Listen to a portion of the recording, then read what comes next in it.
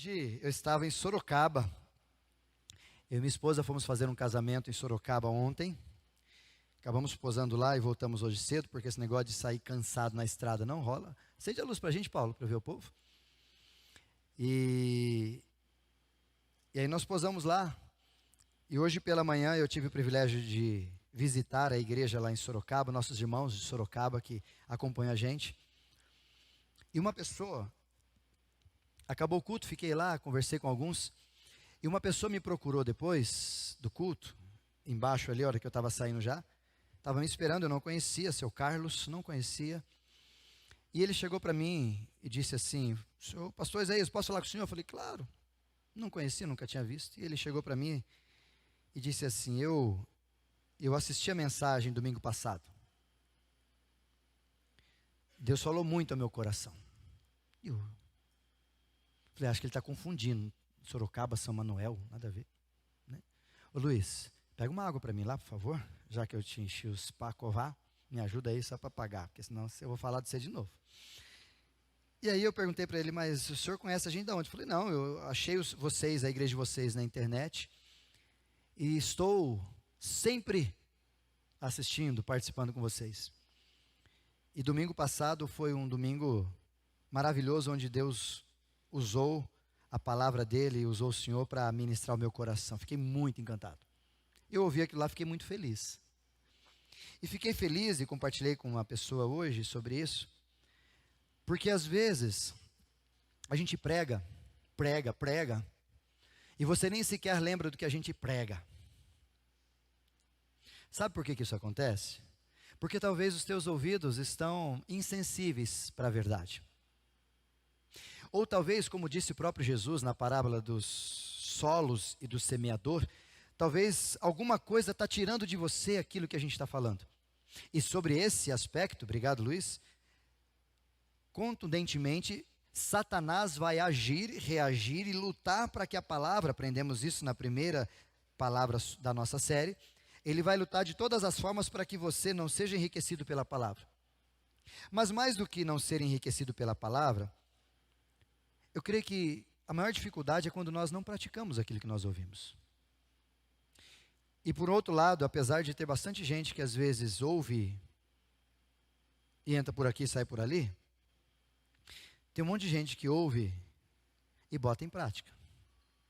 Não só coloca em prática, como eu sou encantado com isso, manda para a gente algumas ideias diferenciadas do tipo, pastor, o senhor falou isso, mas eu não entendi. E aí eu tenho que pregar de novo, Sérgio. Pelo WhatsApp, mando áudio, mando podcast, né? Vou mandando áudio grande, me perdoa, eu vou de novo, segundo ponto, e vou mandando áudio. Isso é o mais gostoso, por quê? Porque o desejo da palavra de Deus, apóstolo vai falar isso para nós, o próprio Tiago diz, que não sejamos apenas ouvintes da palavra, mas praticantes. Isso quer dizer que aquilo que você ouve hoje, se você puder sair daqui e já fazer o que você está ouvindo, melhor. Para quem? Para mim não faz diferença alguma, de certa forma. Não estou sendo desprestigioso com a sua postura. Só estou dizendo que quem vai receber reflexo da postura é você. É melhor se você sair daqui, como nós falamos semana passada, sobre perdão, e ir rapidamente acertar com quem, como aconteceu com um dos irmãos aqui nós, e acertar e resolver esse problema logo. Aí talvez você possa trazer a memória e falar, não, mas eu ouvi, eu pensei, mas Deus sabe a hora. Não, Deus já te disse a hora. Deus não vai dizer, através de boca de homens de Deus, aquilo que a palavra de Deus não diz. Então por isso talvez você fique caçando algumas coisas para justificar aquilo que você não está entendendo da palavra, ou não está aceitando da palavra. E eu trouxe isso porque o tema que nós estamos conversando, inclusive falei com o reverendo Lira hoje, lá em Sorocaba, e com a MED, sobre o tema que a gente está falando esses dias, conhecendo o nosso inimigo, Serjão, meu presbítero. Tema pesado. Mas a gente precisa saber disso. A gente precisa entender, o primeiro dia que nós conversamos sobre conhecendo o inimigo, nós falamos sobre o que Satanás quer com a gente. E esse objetivo de Satanás querer com a gente, volta na outra arte, tem outra arte que a gente mudou. Eu esqueci de falar para o Gabriel, a gente mudou de novo, Gabriel. Jesus muda tudo, não deu tempo. Jesus mandou falar outra coisa, não falar outra coisa. Segura, mas o Gabriel fez a arte aí. Semana que vem, então, nós vamos falar. Deixa um pouquinho aí, Paulo, só. Cuidado com a sua produção da carne nos seus relacionamentos maritais. Ou seja, casamento. Semana que vem vamos falar sobre isso. Casamento e família. Íamos falar hoje, mas, a despeito de algumas perguntas que foram feitas no meio da caminhada, da semana, me senti, pelo Espírito Santo, constrangido de continuar um pouquinho, falar mais sobre esse assunto, para talvez clarear um pouquinho a sua ideia e te ajudar a entender e tirar algumas angústias do teu coração. Uma semana retrasada falamos sobre a intenção de Satanás. Primeiro, daqueles que são incrédulos, é manter-se longe da cruz. Daqueles que encontraram-se um dia com a cruz, é afastá-los o mais longe possível da cruz. E quanto mais longe, mais presa fácil nós nos tornamos para Satanás. Espero que você tenha assistido, ouvido e percebido o que aconteceu e tenha desafiado o teu coração e você se aproximado mais de Jesus. Segunda parte, nós falamos sobre esse tema, que é sobre o cuidado com a sua produção da carne. E semana passada nós falamos sobre essa produção da carne e falamos sobre o pó, lá citado em Gênesis capítulo 3, a despeito da serpente, que tem a ver com espiritualidade e materialidade. Se você não entende muito o que é o pó que a serpente ia se alimentar, escute essa mensagem no YouTube, ela está lá. Mas nós falamos um pouquinho sobre isso e sobre essa legalidade que a ausência de pedir perdão, ou de perdoar, ou de liberar perdão, ou de voltar o relacionamento, provoca na nossa vida. Falamos sobre isso e descobrimos que a falta de perdão faz com que a gente vá contra a mensagem da cruz. Porque Jesus fez o que fez para nos perdoar. E uma vez perdoados, Paulo aos Colossenses diz isso: perdoamos porque fomos perdoados. A falta de perdão também faz a gente perder comunhão com o Pai. O próprio Jesus disse na oração dele, Mateus capítulo 6, versículo 9. Iniciando em versículo 11 especificamente. Perdoa as nossas falhas, assim como nós perdoamos. E ele volta no versículo 13 e 14, dizendo que se você não perdoa quem está contra você ou seus irmãos, você também vai ter dificuldade de manter link comigo. Simples assim. Então, falta de perdão apenas não nos faz ficar longe das pessoas, mas nos faz ficar longe de Deus. E aí nós jogamos a terra, ou por terra, a máxima: o importante sou eu com Deus. Não, Jesus nunca disse isso. Quem disse isso talvez para você foi um instrumento de Satanás, um boca aberta. Tanto que no Mateus capítulo 5, Jesus diz assim: se você tiver alguma coisa contra alguém, deixa a sua oferta lá, antes de você falar com o Pai, vai se acertar com outro irmão, depois você volta e nós vamos adorar junto. Para dizer que a relação da cruz na parte patibulum, que é a cruz na parte horizontal, é tal qual importante quanto a parte vertical, e a gente quer a cruz repartida. Não, eu só quero eu com Deus. Eu com Deus não é Jesus, eu com Deus é mastro, não tem a ver com cruz, tem a ver com religião, é mastro. Você com Deus e você com os outros é cruz, tem a ver com Jesus. E a terceira e última verdade que a gente falou semana passada é que quando nós não perdoamos, nós entramos numa prisão. Palavras de Jesus. E Jesus corrobora isso lá em Mateus capítulo 18, quando ele diz que além de ter estado ou ficar num estado de prisão, você ainda tem verdugos te incomodando, te acusando, te perturbando. Verdugos são aqueles caras mascarados. Você não conhece, sabe quem que é, mas é a mesma perspectiva do acusador chamado diabo nas Sagradas Escrituras. E aí a gente, depois se você quiser um pouco mais de profundidade nesses textos, a mensagem já está no YouTube, você pode acessá-la. E fechamos a seguinte ideia: perdoar. O que é então perdoar?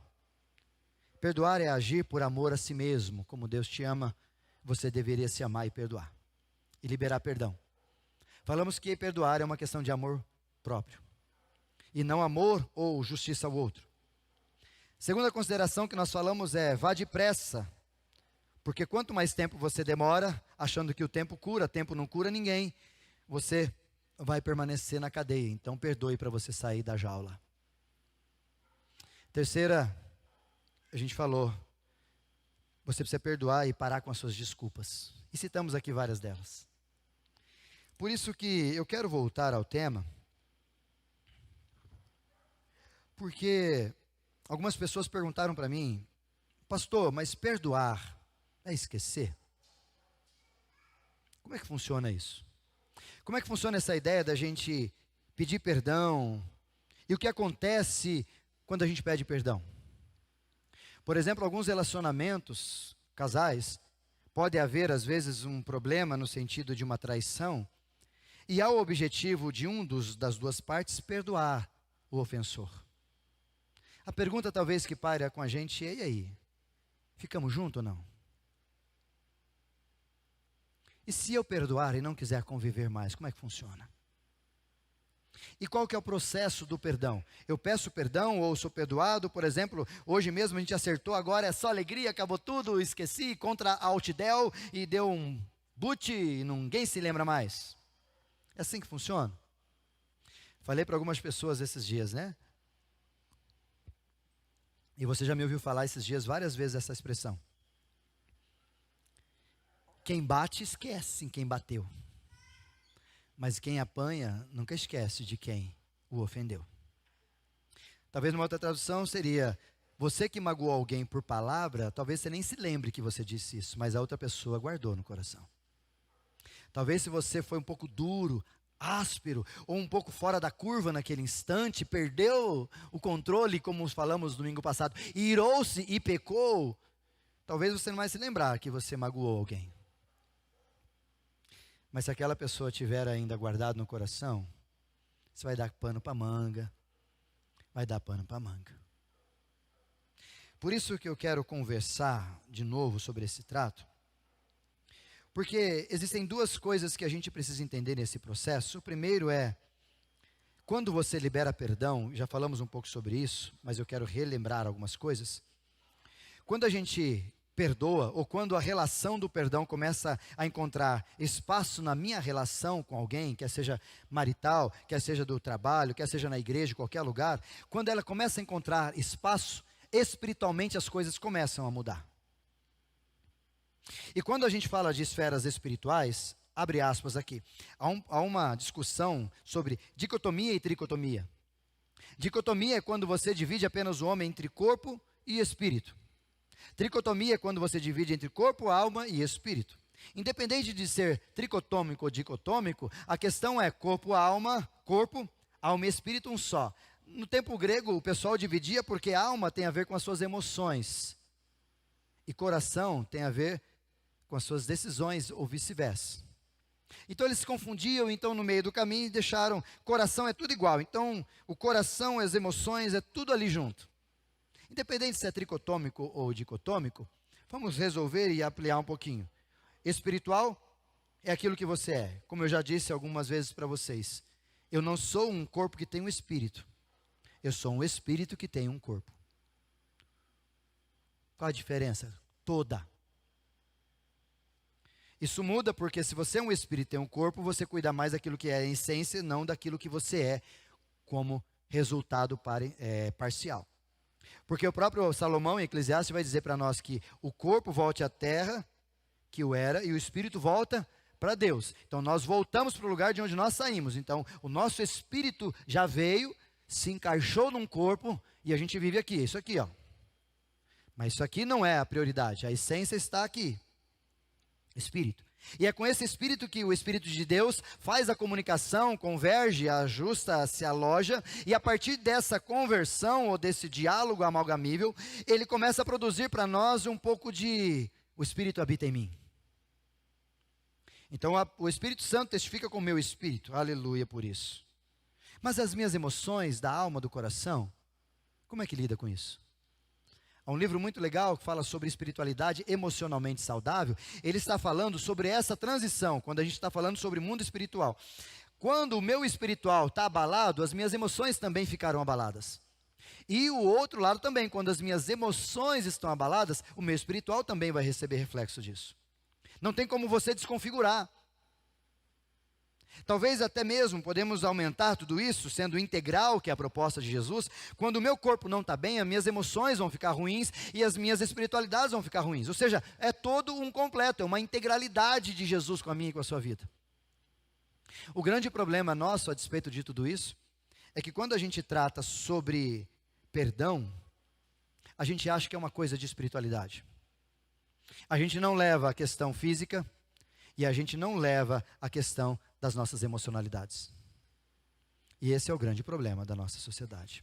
E talvez da igreja, porque a igreja não diz isso. Porque talvez a igreja não fala sobre isso, não prega sobre isso, e a gente fica vendido no processo. Por isso, para você entender de forma espiritual, o que acontece quando nós liberamos perdão, reagimos com perdão de forma bíblica? A primeira coisa que acontece é a gente abre a porta da prisão que outrora Satanás nos coloca.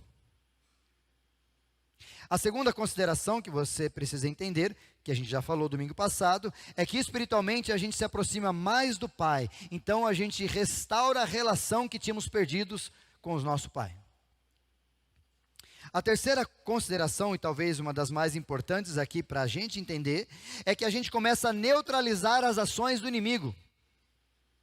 Por que neutralizar as ações do inimigo? Porque Satanás, como acusador no nome diabo, que a gente falou semana passada, ele tem a seguinte prerrogativa. Como eu já brinquei com alguns de vocês, eu passo assim, já até falei com o Fábio, né, Fábio? Ô Fábio aqui na praça, paga eu! O Fábio.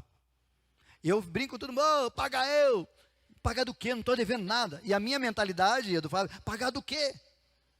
Satanás, quando você não libera perdão, ele fica ali acusando você e você está devendo para ele. E aí quando você espiritualmente entende esse processo, Satanás vai dizer talvez, e aí como é que foi? Você fala, opa, você não tem mais legalidade. Você neutraliza as acusações de Satanás sobre a sua vida. Como talvez ele dizer para você, vamos usar um exemplo bíblico? Como talvez ele dizer para Pedrão, seu sem vergonha, você traiu Jesus, você negou o cara, 3 vezes, você é mau. Pedrão vai chegar para Satanás, vem cá, ô demoniado. Jesus me perdoou, a gente tratou, rolou uma atmosfera, o céu desceu, o amor reinou, e hoje eu estou aqui perdoado. Está pago essa dívida. Aí o diabo vai olhar para Pedrão e falar, então peraí, deixa eu ver se eu tenho outra aqui no meu caderninho que você está devendo. Ele vai ter que caçar outra. Porque essa foi paga. Essa acabou. Essa não existe mais. Como diz o apóstolo Paulo, todo aquele julgamento, aquela proposta, aquela conta foi colocada na cruz, foi cravada na cruz em Jesus. Então você não tem mais a que ficar devendo para ninguém. Então Satanás não tem, como eu brinco com alguns, de ficar te acusando, estou devendo o que se não estou devendo? Não estou devendo. Já acertei. Isso também é muito propício a gente entender em relacionamentos de amizade, de casamento. Porque às vezes acontece de alguns de nós ter problemas com o seu cônjuge ou com os seus filhos e achar que tempo trata. Tempo trata das suas rugas. Tempo trata da sua idade. Tempo não é remédio para nada, quando se tratando de perdão. E às vezes alguns relacionamentos têm essa confusão, quando elas começam a se utilizar nesse mecanismo, na pessoa dizendo que assim, não, mas a gente já acertou, que jeito de acertar? Então, ele esqueceu e eu esqueci. Satanás olha para tudo isso e fala, vocês não acertaram é nada, nada, então eu vou sempre ficar te lembrando. Por isso que você precisa lembrar, e Jesus fez essa tratativa no livro de Atos, no livro de João, quando falou com Pedro, e antes de falar com Pedro, capítulo 16 de Mateus, Jesus disse para Pedro, Pedro, sobre esta pedra, e não falando de Pedro, já falando sobre isso outro dia, edificarei minha igreja, ou seja, Pedrão vai arrebentar, talvez numa outra palavra, tanto que Pedrão foi o cara que fez o primeiro milagre na era cristã da igreja, na Porta Formosa, o primeiro que fez o sermão, e mais de 3.000 homens converteram e fora um monte de gente lá, e foi aquele que começou o alvoroço do evangelho no povo de Deus daquela época. Pedrão, o que negou Jesus por 3 vezes, e assim o fez, e o galo cantou depois de tudo isso. Mas depois dessa tratativa, quando Jesus ressuscitou, já falamos sobre isso, Jesus disse, avisem aos discípulos que eu ressuscitei, e avisem a Pedro, do tipo assim, nós vamos tratar esse assunto. Não vai cair no esquecimento, não, nós vamos tratar isso. E muitos de nós não faz esse tipo de procedimento que é bíblico. Faz o procedimento que é satânico. Deixa assim, vamos ver. Não precisa acertar, cada um para o seu lado e beleza. Sabe o que você está fazendo? dando legalidade para Satanás. E sabe por que a gente faz isso? Porque a gente tem coragem. Talvez coragem de enfrentar os fatos, ou talvez coragem de deixar de ser orgulhoso para falar, eu errei. É por isso que você não tem coragem. E aí por isso que os problemas, quer seja de casamento, problemas de amizade e tudo, ficam assim, cada um no seu cantinho e todo mundo tal. E acertou, conversou, não, conversei, deixa assim mesmo, vamos ver o que vai dar. Satanás vai dizer, era isso que eu queria. E a gente como tolo, dando alimento para Satanás, satanizando a minha relação matrimonial, a minha relação de amizade, minha relação com Deus. Por isso que quando você imaginar e pensar que você precisava parar com acusações, antes de entender que você precisa parar com acusações, você precisa tratar. Jesus fez isso com Pedro. Foi difícil? Claro que é difícil. Olhar para quem te magoou e dizer, está perdoado, ou olhar para quem você magoou e dizer, me perdoe, é difícil. Como é difícil? Mas é necessário se você quer ter espiritualidade saudável. Então, qualquer coisa fora disso é de Satanás. Porque é isso que a Bíblia está dizendo, é isso que Jesus manda fazer. Tanto que mais para frente na igreja de Cristo, o próprio apóstolo Paulo falando, se tiver alguma coisa contra alguém, vá tratar. Se o indivíduo não quer tratar, pega os presbíteros, chama e vamos lá tratar com o camarada. Mesmo assim o camarada não quiser, sabe o que você faz? Dá para o Satanás. Ô louco, pastor, é verdade, vai ler a Bíblia. Entrega para Satanás porque não quer se acertar. No objetivo claro que Jesus fala, apóstolo Paulo ainda corrobora, tudo na igreja de Jesus tem que ser tratado. Doa quem doer. Porque a gente vive no processo de restauração.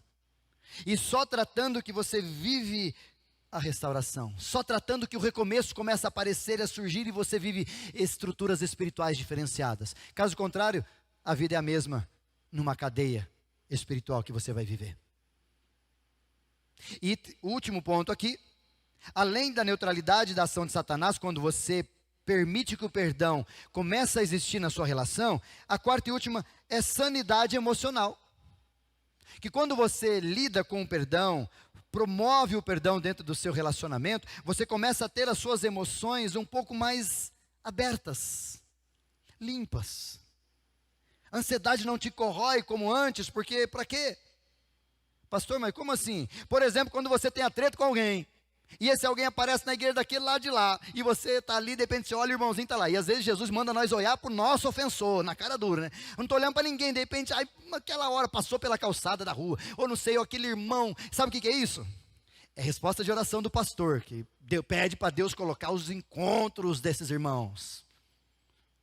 E aí você olha para aquele irmão lá, do outro lado, ruim, que você não conversa há tanto tempo, está tretado, e aí você fica, ai Jesus, sei que mais... Como que não mexe com as suas emoções? Você vai para um lugar, quem vai estar nessa festa? Te interessa, vá. Sabe por que te interessa? Porque você tem problema com os outros.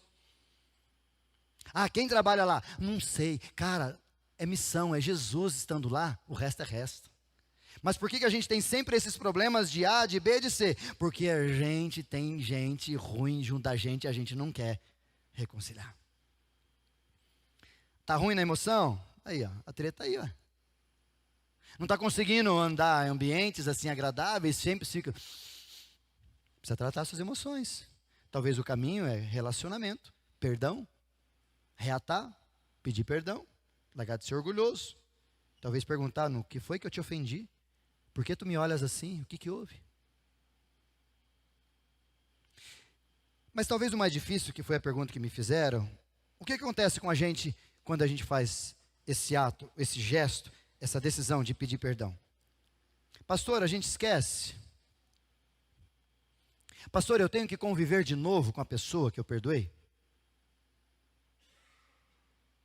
Se perdoei, qual é a sensação física, emocional e espiritual que eu tenho? Me foram tantas essas colocações que eu me detive a estudar, a buscar e a argumentar um pouco sobre isso, e eu quero te levar a alguns textos. Hoje não teremos um texto X, mas eu quero convidar você a entender o que acontece no céu quando o perdão faz, quando o perdão reage, quando você libera perdão. Segundo Miqueias, por favor, Paulo, me ajuda aí nos textos, Miqueias, capítulo de número 7, Miqueias tem na Bíblia, pastor? Tem. Naum tem na Bíblia? Tem. Ageu tem um monte de texto que talvez a gente não lê muito e fica difícil de achar. Vai lá, Paulão, Miqueias, capítulo de número 7, Caio, Paulo, versículo 19. Olha o que diz esse texto. Miqueias 7, 19.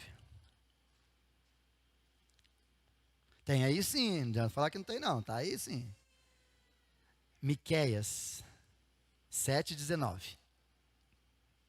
Até da Bíblia tecnológica o pessoal arranca os livros, né, que não lê. De novo terás compaixão de nós, pisarás as nossas maldades e atirarás todos os nossos pecados nas profundezas do mar. O profeta está dizendo para nós que o agir de Deus sobre a nossa vida, na relação de confissão de pecado, a gente vai entender isso, é que Deus pega os nossos pecados, tudo aquilo que a gente cometeu contra Ele e lança nas profundezas do mar. Livro de Isaías, capítulo 43, Paulo, mais uma vez, profeta Isaías 43, versículo 25, corrobora um pouco com esse texto também, dizendo assim: sou eu mesmo aquele que apaga as suas transgressões, por amor. Daí que saiu a base que eu disse para vocês, eu perdoo por amor a mim, não amor a você. Porque Deus nos perdoou por amor a Ele e não a nós. Porque se fosse amor a mim e a você, talvez esse tipo de amor ou perdão tinha a ver com um pouco de justiça, de senso de que você fez, do que eu faço, e aí nós estaremos todos perdidos. Mas por amor a Ele, Ele apaga as nossas transgressões, que não se lembra mais dos nossos pecados. Ou seja, numa expectativa um pouco mais genérica, talvez eu esteja dizendo ali, eu tenho amnésia a respeito de vocês, dos pecados de vocês, mas não tem a ver com vocês, tem a ver comigo, por amor a mim. E essa amnésia que Deus tem, às vezes a gente faz ou pensa que é a mesma coisa que acontece com a gente. Não. Mas o processo de amnésia no céu que você provoca tem a ver com um tipo de comportamento. 1 João capítulo 1, por favor, Paulo, 1 João capítulo 1, versículo 8. Primeira carta de João. Se afirmamos que estamos sem pecado, nós enganamos a nós mesmos e a verdade não está em nós. Versículo 9, contudo, porém, se confessarmos os nossos pecados, Ele é fiel e justo para perdoar os nossos pecados e nos purificar de toda injustiça. Prossiga o capítulo 2, Paulo. Acabou aí, capítulo 2. Tem mais ainda? Se afirmarmos que não temos cometido pecado, fazemos de Deus um mentiroso, e a sua palavra não está em nós. Pode descer agora. Meus filhinhos, capítulo 2, versículo 1, escrevo a vocês essas coisas para que vocês não pequem, ou seja, há uma possibilidade de você parar de errar. Contudo, porém, no entanto, se alguém pecar, nós temos um intercessor junto ao Pai. Quem é? Jesus Cristo. Quem é esse Jesus Cristo? O justo. Aquele que pode chegar no Pai. Aquele que não pecou. E aquele que por causa dos meus e os seus pecados, segundo a profecia de Isaías, levou sobre si. Então ele pode, o justo pode fazer o que ele está fazendo. E aí quando você confessa os seus pecados, Jesus entra em cena e como intercessor diz, esse aí está comigo. Versículo 2, por favor, Paulo. Ele é a propiciação, a troca, aquele que entra no lugar pelos nossos pecados. E não somente pelos nossos, mas também pelo pecado de todo mundo. Ou seja, se alguém quiser ser perdoado do pecado, é por intermédio de Jesus. E aí, por esse caminho, você produz amnésia no céu a despeito dos seus pecados. Confessar. E é o mesmo caminho que nós também precisamos viver. Pastor, eu vou precisar confessar para o meu irmão o meu erro? Se a palavra de Deus, no padrão, para ter amnésia no céu a despeito dos teus erros, você vai e chega, Senhor, mas eu não sei fazer isso. Então pega a parábola do filho pródigo e usa a mesma oração dele. Pai, pequei contra o céu e contra ti. Já não sou digno de te chamar teu filho. Pai, eu errei. Senhor, como que foi acontecer isso? Como é que aconteceu? Pede perdão. E ao pedir perdão a Deus, o processo começa no céu. O intercessor entra em cena. Jesus, o justo, a relação começa a acontecer. O olhar para baixo é diferenciado. E aí tudo aquilo que você fez entra em amnésia. No mundo comum dos carnais, seres humanos como eu e você, o processo é o mesmo, a natureza é a mesma, a testificação nem tanto, mas a natureza é igual. Onde eu errei contra alguém, eu vou acertar. Tiago vai dizer-nos na sua carta a seguinte expressão: confessai os vossos pecados uns aos outros para serem curados. E ele vai falar disso por quê? Porque quando a gente confessa o pecado um ao outro, nós estamos entrando na atmosfera de olhar para aquela questão e tentar fazer as coisas serem diferenciadas. Ou seja, por que eu errei contra você? Como talvez você pode chegar, e já aconteceu comigo: pastor, eu estou muito magoado com o senhor. Ô, irmã, verdade, eu não sabia. O que houve? O que eu fiz? Aquele dia o senhor falou isso. Eu falei mesmo, poxa, não era essa a intenção. Se eu te magoei, ou magoei você, magoei, me perdoe. Não vai acontecer de novo. Mas aí a gente entra em algumas desculpas que você pode dar, mas eu aqui já vim, antes de você dar desculpa, te refutar. A primeira é que a gente precisa tratar esse processo, como Jesus nos manda, confessar os nossos pecados, aqueles que a gente sabe que a gente fez. E você sabe que você erra. Você sabe que você é estúpido, grosso, ignorante, você é estúpido, você fala errado, fala demasiado, como todos nós, inclusive eu. Pecado que a gente sabe que fez, a gente olha e fala, acho que eu fiz coisa errada.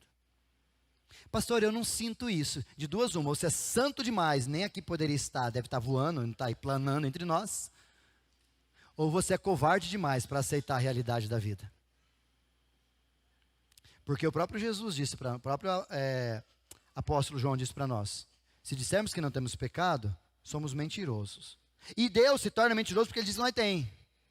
E eu prefiro acreditar em Deus do que em você, que se acha ser um sansarrão, um santarrão, um bonzão da boca, e você não é. Então tem os nossos pecados à vista, que a gente sabe, se a gente for bem honesto, a gente percebe que a gente magoou, a gente chateou. O outro tipo de pecado está no Salmo de número 19, versículo 12, quando o salmista pede para Deus: perdoa os meus pecados ocultos, ou seja, aqueles que eu não sei por que eu cometi, eu não faço ideia. E tem gente que fica bravo com a gente do nada, né? Por quê? Não fiz nada. Pecados ocultos. Ou atitudes minha e sua, onde nós produzimos e a gente não percebe. O próprio salmista diz: inclua isso na sua confissão, porque pode haver algum pecado que você não tem start. E está acontecendo. E o terceiro, Tiago capítulo 4, versículo 17. Paulo, por favor. Tiago capítulo 4, versículo 17. Olha esse texto. Portanto, pense nisso. Quem não sabe que deve fazer o bem e não faz, quem sabe melhor que deve fazer o bem e não faz, comete pecado. O que Tiago está ensinando a gente? Que também tem aqueles pecados de omissão. Agora eu vou te botar na realidade. Você sabia que você tinha que perdoar alguém essa semana? E você não fez. Perceba que teu juro aumentou, porque agora você tem mais um pecado em cima disso. Você devia ter feito e não fez. Sabia que era ter que fazer o certo e não fez, então você pecou pela omissão. O que você acumulou? Mais pecado. Legal? Terrível. E a gente brincando, achando que pecado não tem problema. E com Deus, a gente trata dessa seguinte forma: Deus escolheu em Cristo nos perdoar. E talvez aí a gente comece a ter, na questão do perdão, uma saúde moral, onde a gente perdoa. Mas a gente precisava ter uma saúde mental, onde a gente esquece. Mas não dá para fazer como Deus faz, quando nós confessamos o pecado, Deus vai lá e joga na amnésia, joga no profundo do mar. Não faz isso. Quando você vai chegar para alguém e diz: Lucas, eu errei com você, eu roubei seu dinheiro, por exemplo, e errei com você, estou aqui pedindo perdão. O Lucas pode ser que me libere perdão, uma decisão que ele tem que tomar. Mas toda vez que ele olhar para mim, talvez a memória vai ficar ali. Esse cara me roubou, me passou para trás. E talvez a pergunta que lance sobre nós é essa ideia: como é que eu posso conviver com isso? Mas eu perdoei, pastor, eu liberei perdão para ele, mas isso aqui vai ficar. É verdade, não vai sair. Talvez isso seja uma das formas da gente entender o que é espinho da carne. O buraco do pecado nunca vai sair. Talvez uma ilustração para você entender: talvez cada vez que você peca, você pega um prego gigante e você martela na cruz sua vida. E vai martelando, um ali, outro ali. Jesus veio e arrancou todos esses pecados e jogou. mas na sua vida ou na sua cruz vai ficar cada furo que o prego produziu. E alguns desses furos, causados pelo teu pecado ou pela tua ação de plantio, vai ter que ter colheita. E talvez alguns furos desses que você cometeu, algumas pessoas não vão querer mais conviver com você.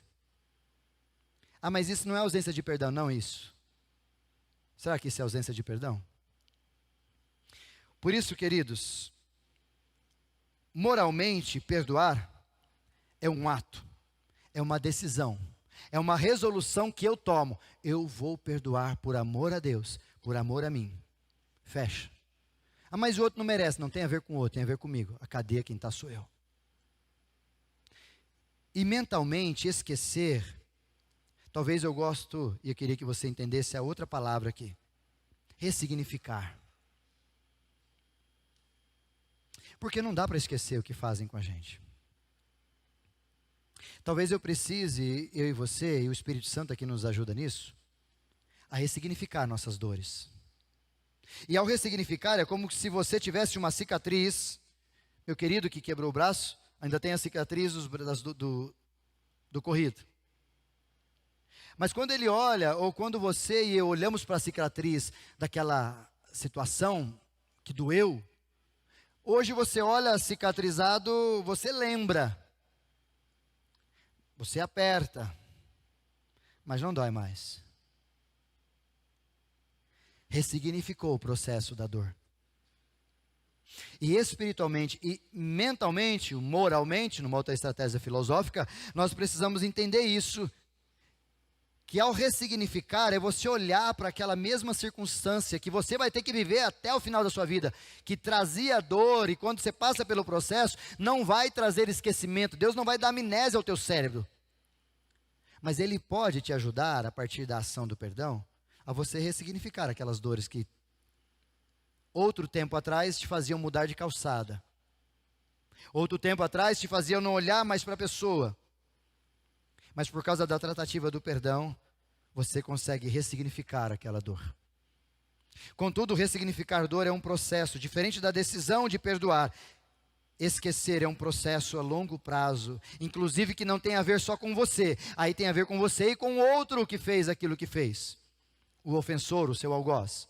Onde no processo de restaurar essa relação, a gente precisa entender que o outro que fez o que fez, precisa reconquistar a confiança.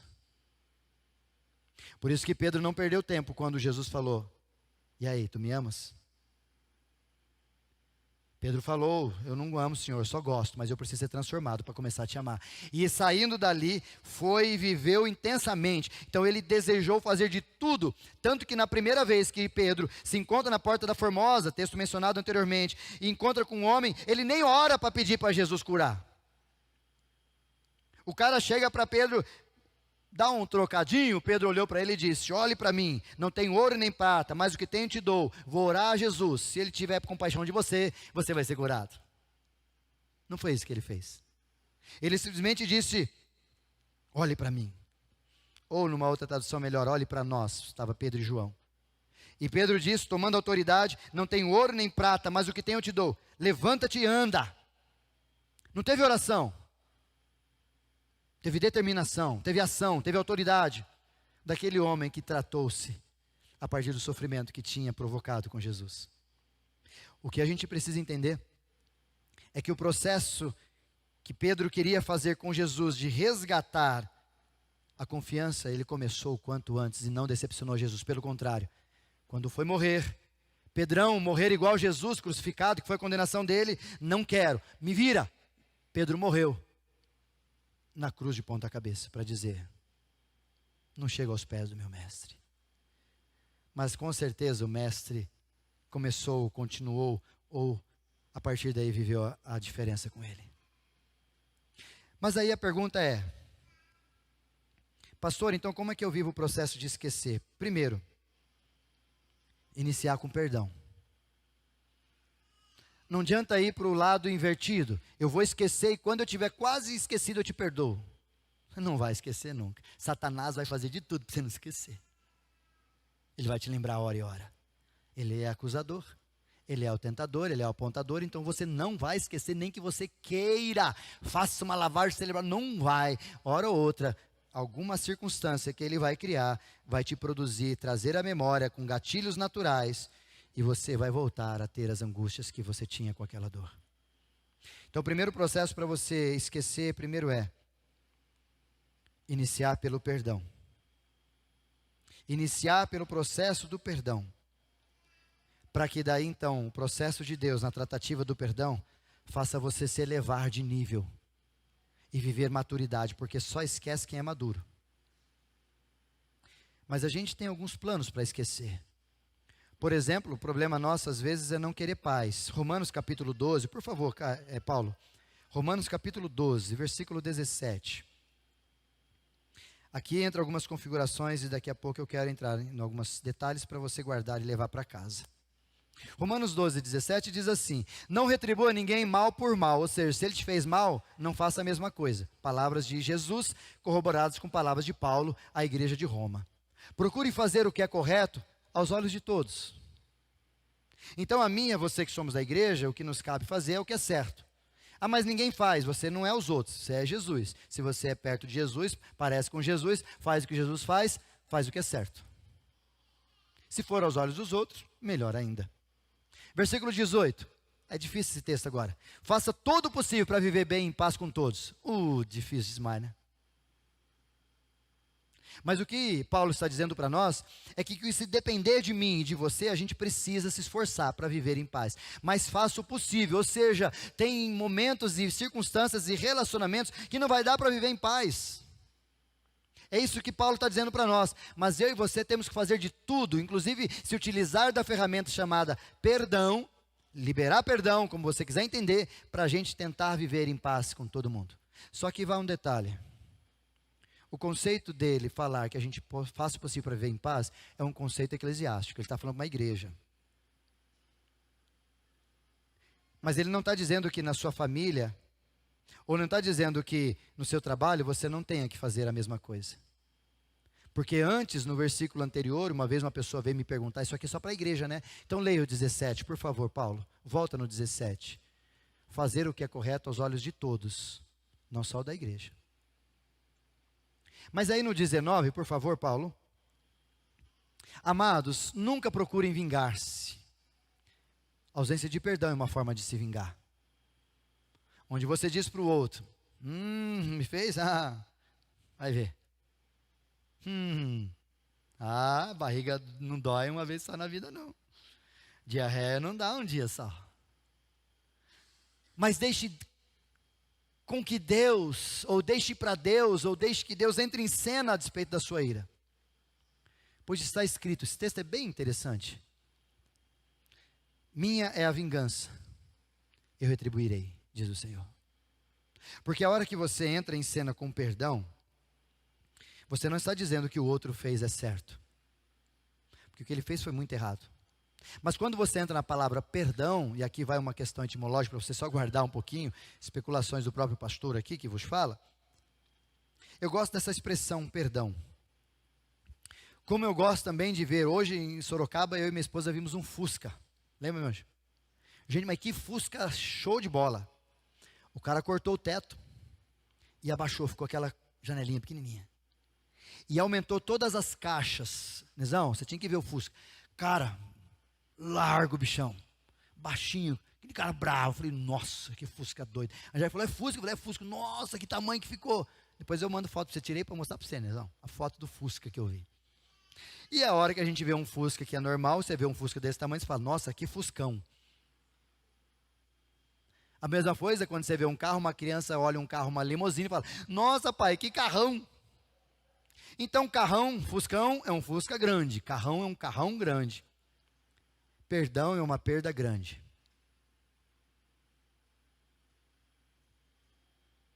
Por que é uma perda grande? Porque quando eu tomo a decisão de perdoar, eu estou perdendo algumas coisas. A primeira delas, eu estou perdendo o direito de ficar me justificando com o outro. Foi você, fui eu, fui nós, foi não sei, parou. Isso é para criança. Adulto não faz isso. Adulto chega, eu errei, acabou. Quem justifica é criança. E é natural da imaturidade. Gente adulta não faz isso. Agora você decide se você é adulto ou criança na relação de perdão. A segunda característica é quando a gente diz perdão, eu perco também o direito de produzir justificativas no sentido de, se ele não fizer, eu não venho. Se ele não fizer mudar, eu não faço. Se ele não pedir, eu não perdoo. Quando você diz perdão, você perdeu também isso. E a terceira e última consideração sobre o perdão é que quando eu perdoo, eu perco o direito de me vingar e de desejar o mal, porque você sabe disso. Seja bem honesto com esse pastor aqui que sabe a verdade sobre todos nós. Dá uma ira, uma vontade de falar, miserável, tomara que você morra. Não ora assim às vezes? Fala a verdade, ou só eu que oro assim? Seja bem honesto, você orou para o seu presidente governar bem ou para ele morrer? Honestidade do nosso coração. Pastor, como é que funciona isso, Sérgio? Move, remove ou promove? Você ora assim. Senhor, move de dentro de nós, leva para outra cidade. Remove, fazendo o indivíduo ter uns trecos, ou promove, leva ele para o céu ou para baixo. Oração dos R's, dos P's, quer dizer, fazer toda essa doideira. Só que quando nós estamos rodeados desse tipo de sentimento, nessa relação conturbada que nós vivemos, precisamos de perdão, quando eu falo, eu vou perdoar, eu vou exercer o perdão, eu estou dizendo o que esse texto está dizendo. Eu saio de cena. Deus entra em cena.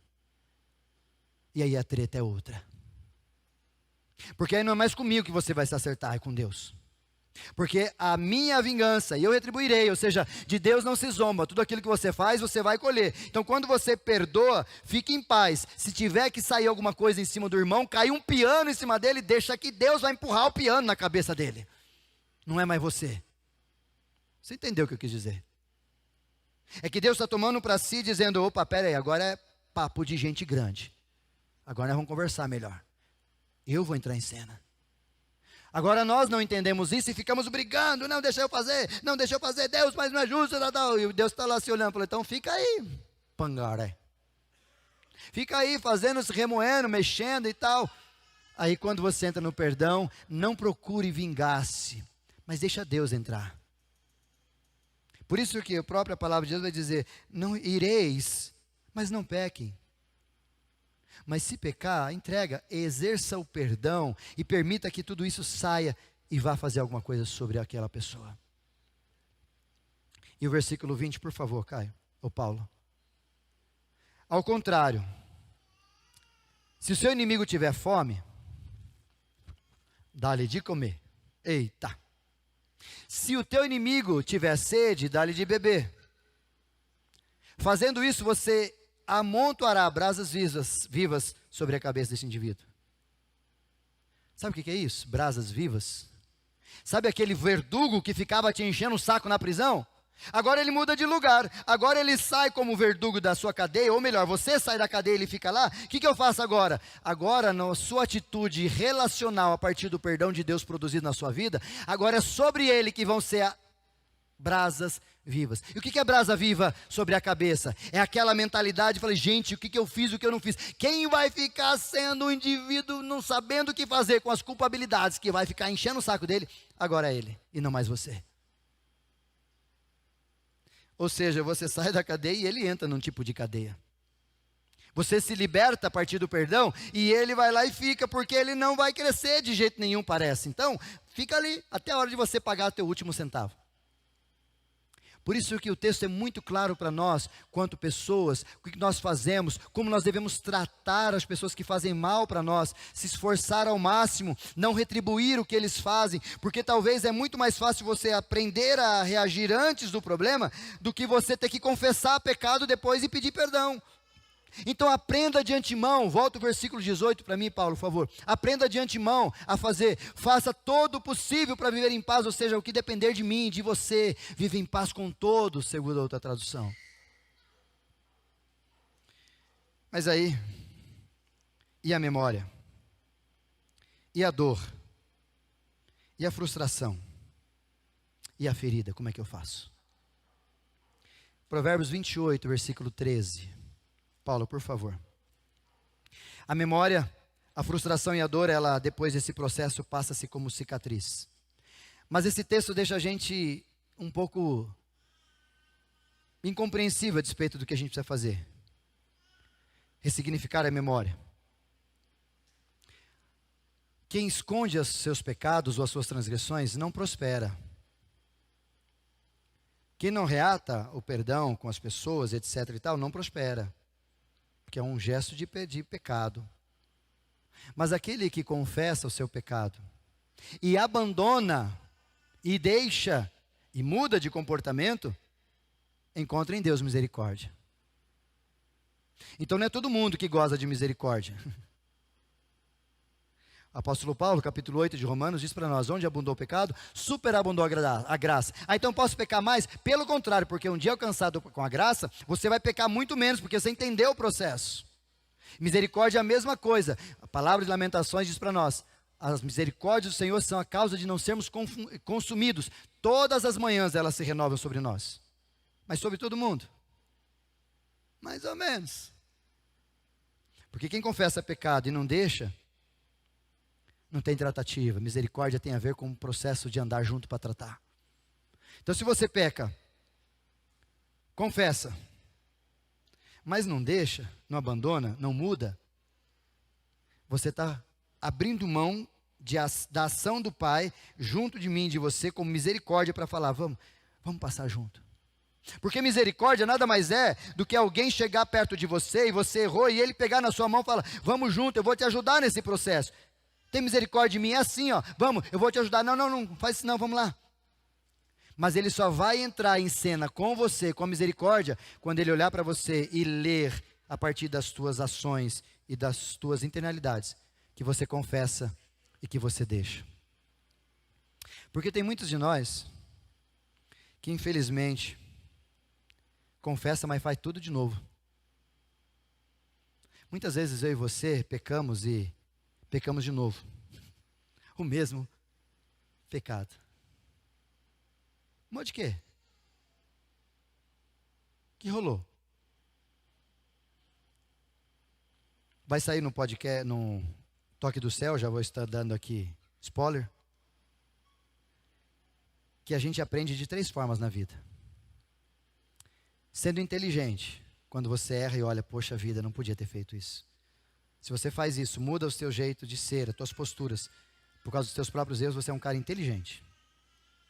Mas tem a segunda forma, onde você aprende com os erros dos outros, onde você vê alguém fazendo aquilo que você está tentando, desejando, e você vê que ele errou, e você fala: poxa, já sei o caminho, não vou por ali. Isso lhe faz ser sábio. Você não precisa apanhar para aprender, você aprende com os erros dos outros. Mas tem a terceira, que é muito interessante e a mais comum de todas. Você apanha, vê os outros apanhando, mas você não aprende de jeito nenhum, seu ignorante. Faz tudo igual, a mesma coisa do mesmo jeito. E acho que vai dar resultado diferente. Olha que legal, você ainda é um cara cheio de esperança satânica.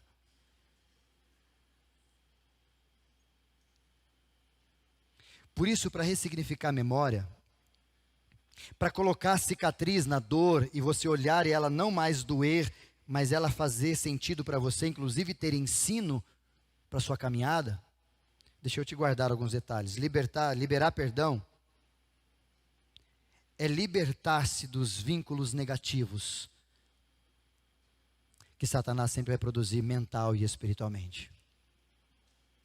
Liberar perdão é libertar-se da codependência que os outros ou alguém ou a própria espiritualidade de Satanás promove sobre a gente.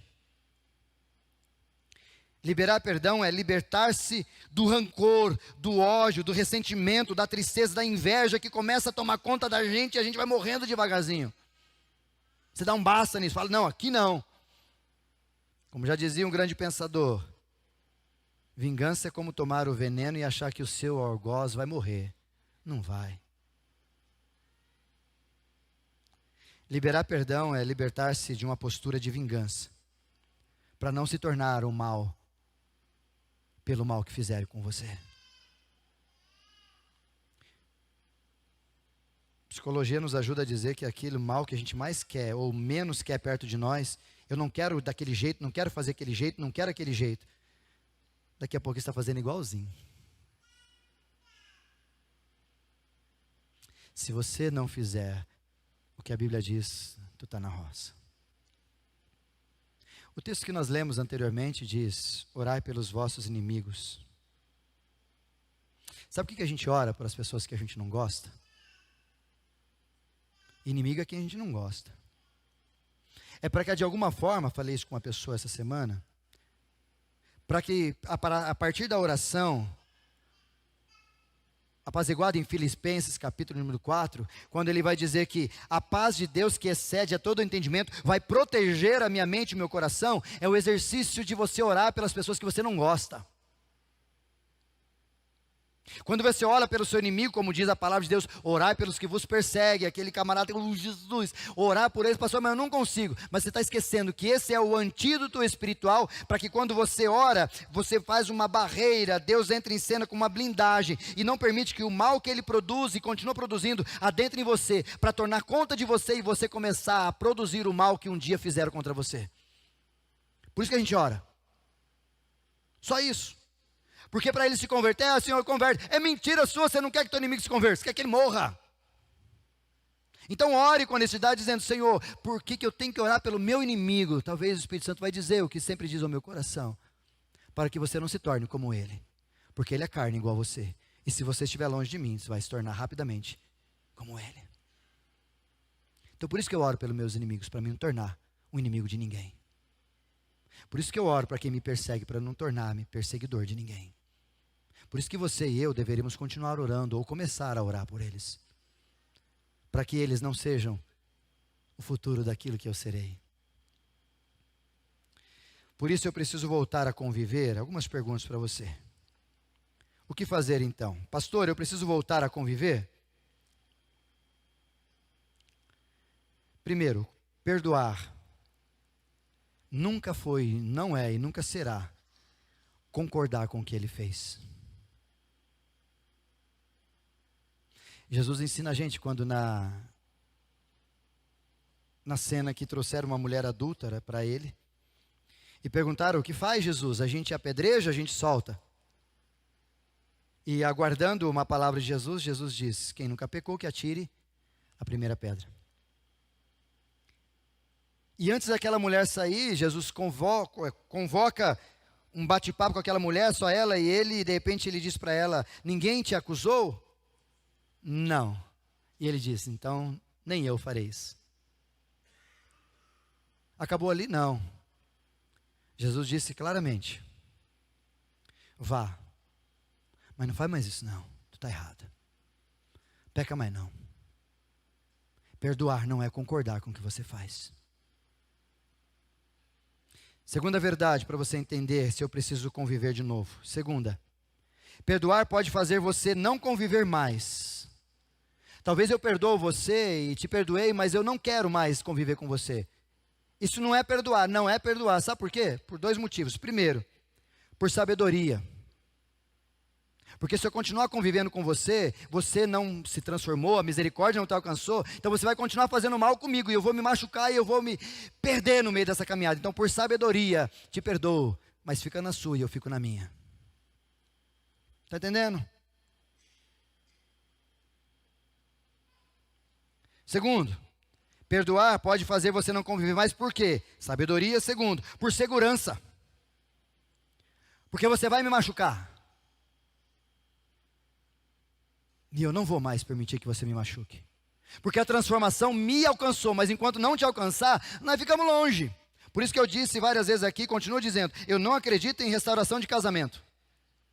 Eu acredito em homem e mulher restaurado que restauram o casamento. Porque você achar que, não, tudo bem, não é para separar, e o cara agride você, aí você perdoa, ele agride de novo, e ele vai te agredir, então perdoe, some por maturidade, por segurança da sua própria existência. Se me chamar para briga, eu vou e dou uns tapas e chamo a polícia. Não tem problema não. Bicho louco. Me ajuda? Finaliza. Apaga o cara, deixa ali e chama a polícia. Ou manda, Senhor, leva. Que esse ser só pela alma, porque o corpo nós já acabamos com ele. É que Paulo não estava jiu-jitsu, mas se ele lutasse, acho que ele tinha definido esse cara lá.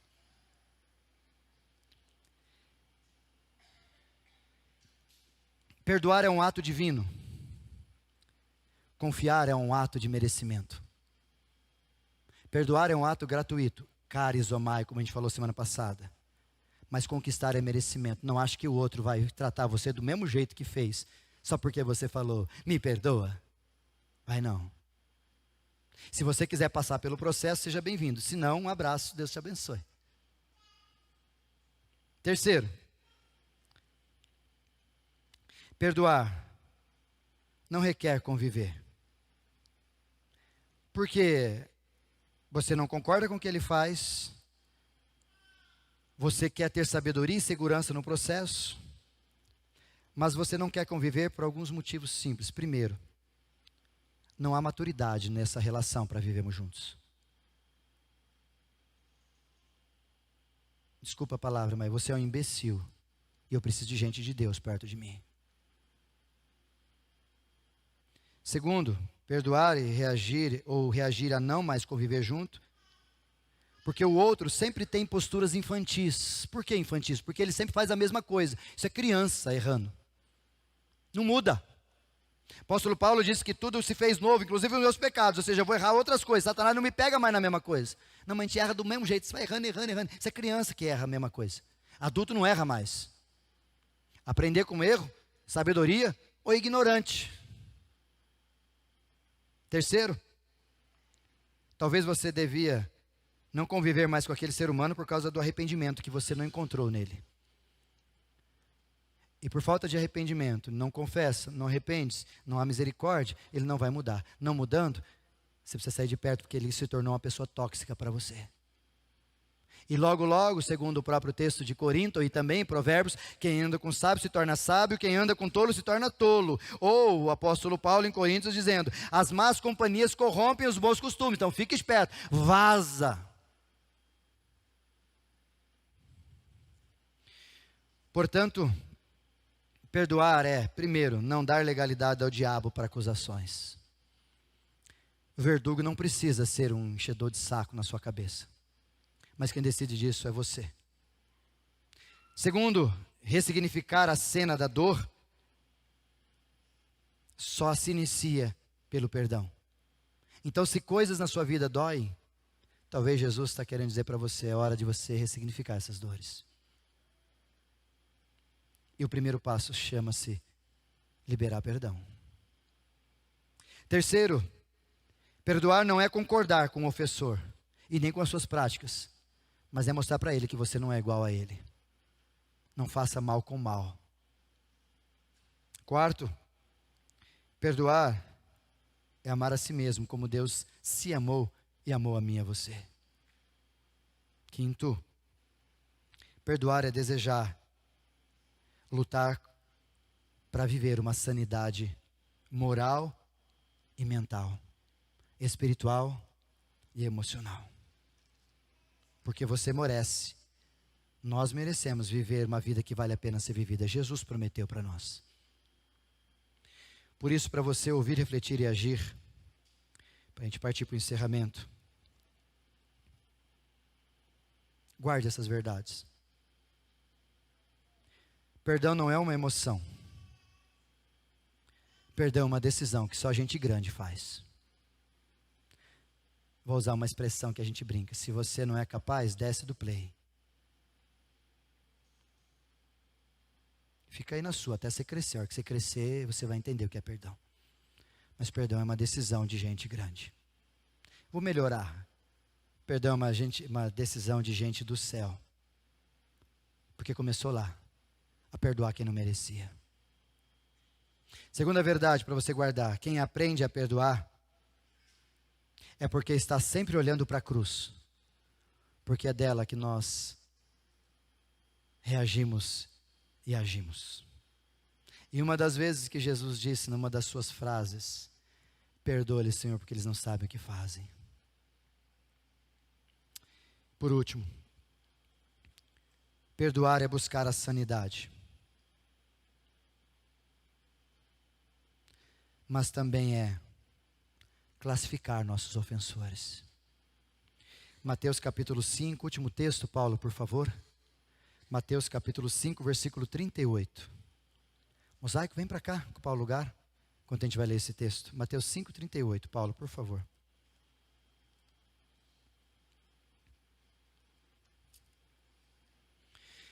Quero encerrar com essa palavra para a gente guardar, e nós vamos cantar uma última canção com a banda Mosaico, que está nos conduzindo nessa noite. Olha o que Jesus diz. Vocês ouviram o que foi dito.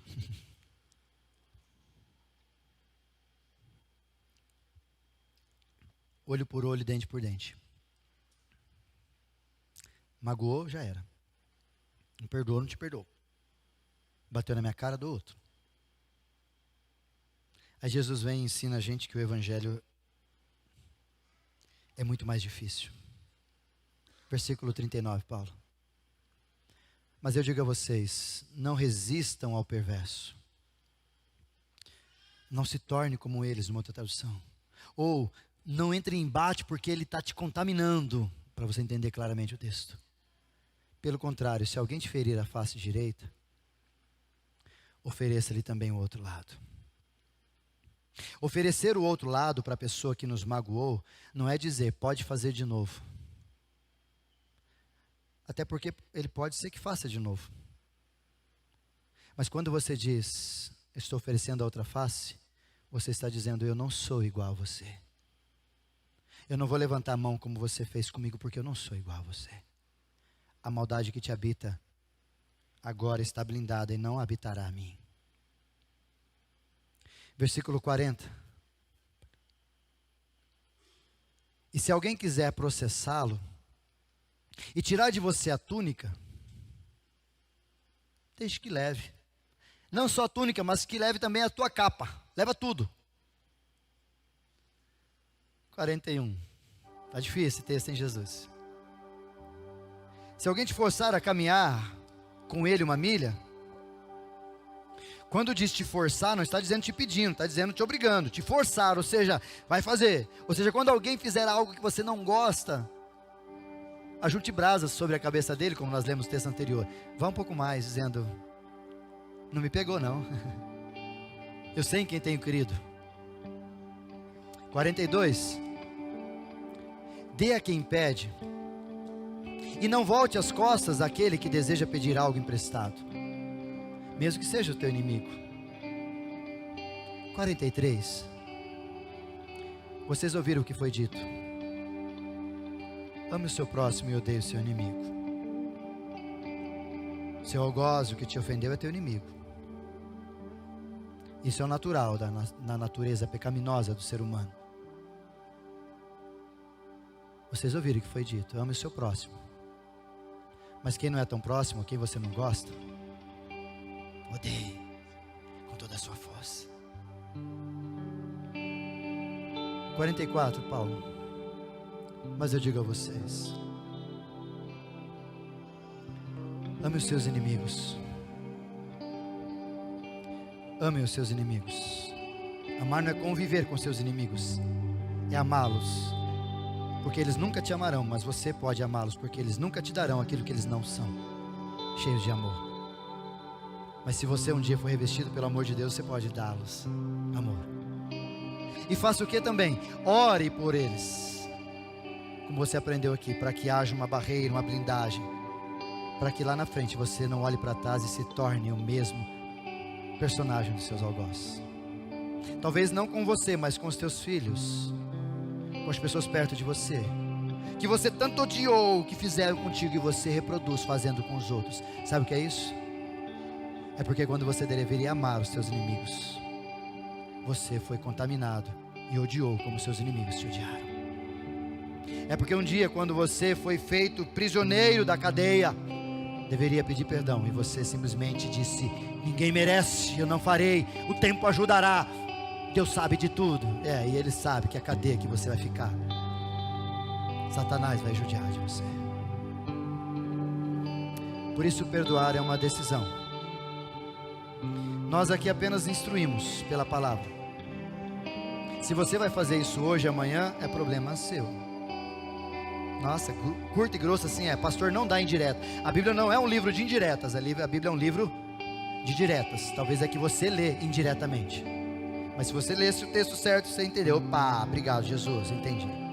E eu também faço a mesma coisa que Jesus, não dou indireta. A Bíblia é muito clara. Tu está morrendo por causa disso. Suas emoções estão doentes por causa disso. Muitos de nós estão falhando, vivendo, capengando, ou melhor, sobrevivendo, porque não libera perdão e não trata perdão. Espero que essa semana você pense melhor sobre isso. Porque Satanás não brinca de ser algoz. Então não ache que teu amigo é o delegado, que ele não é. Não ache que porque seu amigo é juiz, não vai fazer nada. O processo para sair da cadeia, segundo a Bíblia, é confessar pecado, é tratar, é liberar perdão. Feche seus olhos, nós vamos cantar uma canção.